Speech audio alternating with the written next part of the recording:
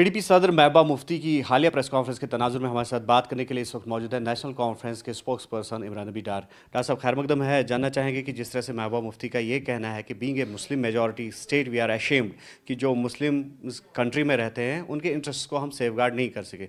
जाहिर सी बात है उनका हवाला आज की असम्बली की प्रोसीडिंग से था, जहाँ पर जो स्पीकर साहब हैं उन्होंने नकारा कि उस पर बहस हो जाए वक्फ अमेंडमेंट बिल पर। देखिए, जो नेशनल कॉन्फ्रेंस हुकूमत को करना होगा, नेशनल कॉन्फ्रेंस हुकूमत करेगी। और वी आर प्रीटी अवेयर कि जम्मू कश्मीर एक मुस्लिम मेजॉरिटी स्टेट है। मैं हैरान होता हूँ कि महबूबा जी जब ये स्टेटमेंट करती है, क्या उनको ये सब चीज़ें याद नहीं है कि एक हिस्ट्री है, एक कॉन्टेक्स्ट है जिसमें पीडीपी प्राइमरी रिस्पॉन्सिबल है इन सब चीज़ों के लिए। अगर आपको याद होगा, वो आजहानी मुफ्ती साहब थे जिन्होंने जब औकाफ हुआ करता था, औकाफ ट्रस्ट हुआ करता था, जो लोगों के जिसमें स्टेट का कई मुदाखलत नहीं थी, उस टाइम पे उन्होंने उस औकाफ को चेंज करके स्टेट कंट्रोल में कैसे लाया जब इसको वक्फ में चेंज करने की कोशिश की। कहने का मतलब ये है मेरा कि आज तो वो गैलरीज के लिए बात कर रही हैं, लेकिन जो सच्चाई है वो कोई छुपा नहीं सकता है। और जो आज असेंबली में हुआ उस पर जो जस्टिफिकेशन स्पीकर साहब ने भी दी कि सब जुडिस है, बहुत सारे इश्यूज इसके साथ जुड़े हुए हैं कि क्या आप उसको टेकअप कर सकते हैं। मैं उन सब डिटेल्स में नहीं जाऊंगा, लेकिन ये मैं आपको बता सकता हूं कि उमर साहब ने ऑलरेडी, और जो हमारी हुकूमत है और जो हमारे ऑनरेबल एमएलएज हैं, उन्होंने अपना मंशा ऑलरेडी क्लियर किया हुआ है। और जो हमारे एमपीज़ हैं जिन्होंने बाज़ाब्ता तरीके में पार्लियामेंट में इस अमेंडमेंट बिल के ख़िलाफ़ बात की है और कंटिन्यूसली अभी भी करते रहेंगे। ये हम मानते हैं कि जे एंड के वक्फ अमेंडमेंट बिल है, ये एंटी मुस्लिम है और नहीं हुई होनी चाहिए थी। हम इसके ख़िलाफ़ कल भी बोला उन्होंने, और इंशाल्लाह आगे भी इस बिल के ख़िलाफ़ हम बात लेकिन महबूबा जी का ये भी कहना है कि अभी तक कोर्ट ने इसका कॉग्निजेंस भी नहीं लिया है, चाहे अपील दायर हो या देखिए, कुछ और। मैं थोड़ा बहुत महबूबा जी शायद जो अपडेटेड नहीं है, उनको अपडेट रहना चाहिए। All India Muslim person law board ने ऑलरेडी इस पे पिटिशन फाइल की हुई है। आज ही वो पिटिशन फाइल हुई है सुप्रीम कोर्ट में, and then challenging this Waqf amendment bill in the Supreme Court. So judicial subject, इसीलिए मैं फिर से वही बात करूँगा, दीज टेक्निकलिटीज़ जो है ये बेटर जो रहेंगी, स्पीकर साहब इसको ज़्यादा एक्सप्लेन कर सकते हैं। और अगर उन्होंने बोला होगा तो किसी चीज़ की वजह से बोला होगा। और जो हमारे एमएलएज ने भी बात की, उन्होंने भी अपना रिजल्टमेंट दिखाया। कोई ऐसा एमएलए नहीं है जिसने इस बिल के खिलाफ बात नहीं की।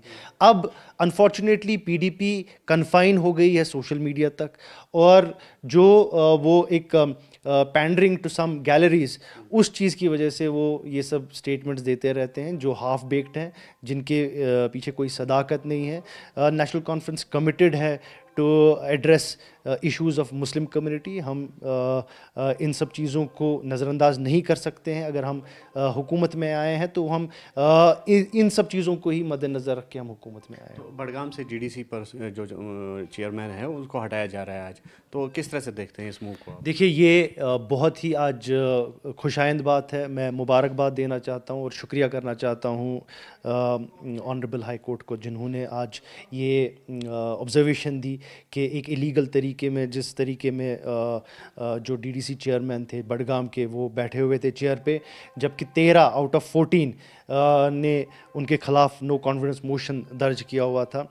बहुत टाइम से ये कोर्ट में था। लेकिन मैं यहाँ पर एक आपको एक इन्फॉर्मेशन भी देना चाहता हूँ, क्योंकि ये हमारे लिए भी बहुत अच्छी चीज़ है। क्यों 1 साल के बाद इस केस को फिर पिकअप किया। छोटे 2 नए एडवोकेट हैं, ज़ामिर अब्दुल्ला हैं, ज़ाहिर अब्दुल्ला साहब हैं, जिन्होंने इस केस को टेकअप किया और जिन्होंने आर्ग्यू किया हाई कोर्ट में, न कि पार्टी की तरफ से। खुद रेस्पोंडेंट्स जो पिटिशनर्स थे वो हाई कोर्ट में उनसे मिले थे और उन्होंने टेकअप किया। और फाइनली आफ्टर मतलब बहुत सारे बहस मुबाहसे के बाद high court, honourable high court ने जो है अपना ऑब्जर्वेशन दिया, और इंशाल्लाह आज शाम तक या कल सुबह तक इसका बाज़ाब्ता ऑर्डर भी आ जाएगा।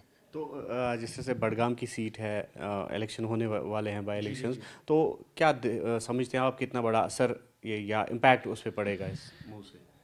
देखिए जो इवेंट्स है दे कास्ट देयर शैडोज़, ये आपको भी मालूम होगा, फ्यूचर इवेंट्स पे अभी के इवेंट्स जो है विल हैव एन इम्पैक्ट। और आपको ये भी मालूम होगा, हम सच्चाई पे हम बात कर रहे थे, किन वजूहात की वजह से नज़ीर खान साहब वहाँ पर थे, मैं उस पर नहीं जाऊँगा, जबकि ओवरवेलमिंग मेजॉरिटी उनके ख़िलाफ़ थी।